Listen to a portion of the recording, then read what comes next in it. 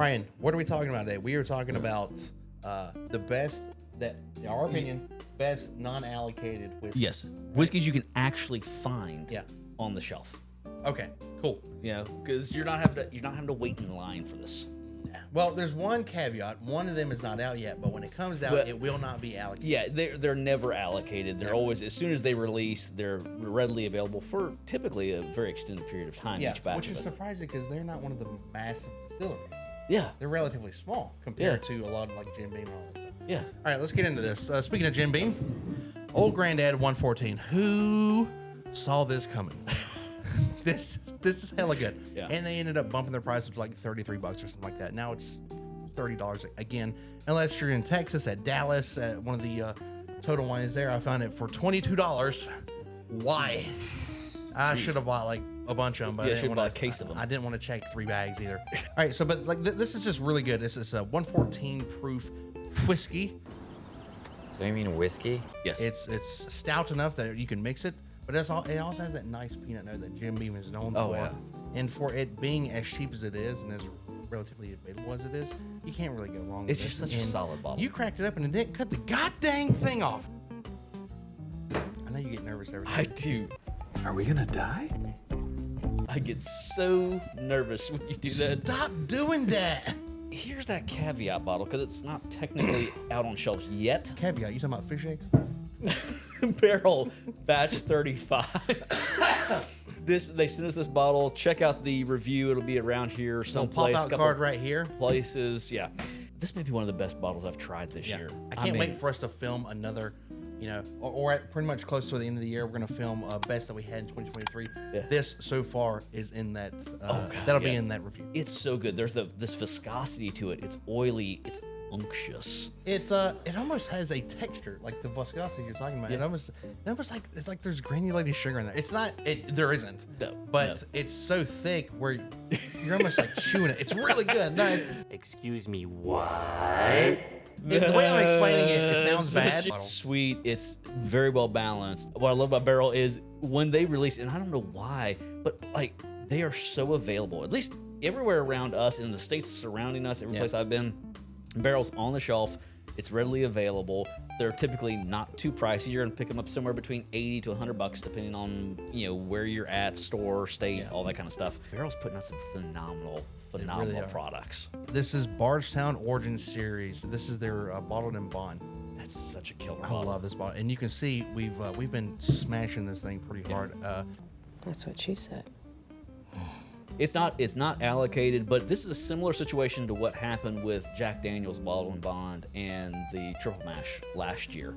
It's not a allocated product, but there is, because of the push, the demand on that initial launch. Yep. It can Everybody be was harder to buying them. find in some places, but you shouldn't have to pay more than like $45 for this bottle. No. And it's just a matter of getting all the stock out there. So once you see it, you should be able to see it on a pretty regular basis in a couple months, and don't pay more than like $45, $50 for it. Don't do that. Four Roses single barrel. Now, when you're looking for these bottles, you're looking specifically at this last number here. This is barrel number 11-6T. You're looking for that last number, right? First thing is the warehouse number, GW. That doesn't necessarily matter as much, but what you want is this barrel number. So 11 is when you walk into the rick house, it's 11 rows back from the door that you walk in. 6, the very next number, 6 is the number of rack tiers up. So 6 is as high as they go in a rick house, meaning that 6 is right below the ceiling. Right? It's up there where the heat is, and that heat constantly keeps expanding that whiskey in there. It's pulling it, drawing it in and out of that wood and making it super flavorful. And then the tea, not so much. Tea is how many barrels back from that row that you walked in. So 11 in, 6 up. And T is alphabetical, so numerical. I think T is number 20 in the alphabet. Something like that. So it goes back 20. So this is barrel number 20 in that specific row. But the 6, the middle number, is what you want. This is a 6-tier bottle. Yeah. Right? 5 and 6s are 5 and 6s killers. are just they killer taste bottles. so much more different than the 1, 2s, and 3s. Oh yeah, and 4s. I've got a 2 or a 3 over there. It does not compare. No. It doesn't compare to a 6. Yeah, We've got something two special about that. Yeah, we got 2 6s, and this particular 6 bottle is just like, whew, oh my god, amazing. They are. All the 5s and 6s are just hitters. 4 Roses, I've said it so many times. I think Four Roses is one of the most underrated brands out Oh, there. it really is. And nobody really, I mean, there's a little bit of talk about it, but they don't get the attention that so many other, that the Buffalo Trace and some of the other distilleries get. But Four Roses is doing really awesome work. You know what? And that's a though? great I bottle. would put 6-tier Four Roses single barrels over most of Buffalo Trace. Oh, hell yeah. Yeah. Next up is Old Forester 1910. This has not been in a video in a while. We ran out of this and forgot to go grab We've a bottle. run out of this bottle multiple times.